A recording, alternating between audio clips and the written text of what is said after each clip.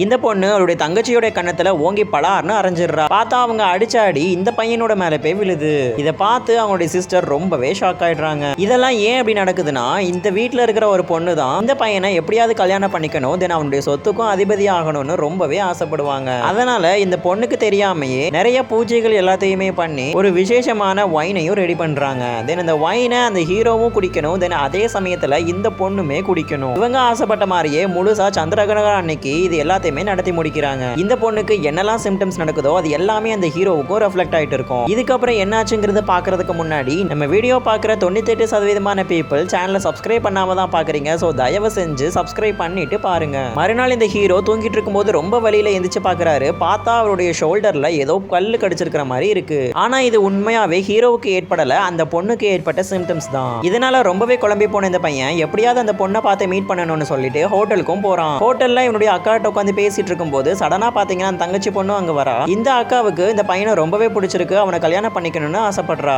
But இந்த தங்கச்சி பொண்ணை பார்த்ததும் ரொம்பவே கோவமா அவருடைய கண்ணத்துல பலார்னு அறையிறா. பார்த்தா அந்த ஃபிங்கர் பிரிண்ட் நம்ம ஹீரோ மேல போய் விழுது. ரொம்பவே கோவமா நீ இங்க இருந்து போயிடுன்னு சொல்லி அவங்க கத்திடுறா. இந்த தங்கச்சி பொண்ணு நேரா போயிட்டு பக்கத்து டேபிள்ல உட்காந்து சாப்பிட்டுட்டு இருக்கா. தென் சாப்பிட்டு இருக்கும்போது அந்த பொண்ணு அழவும் ஆரம்பிக்கிறா.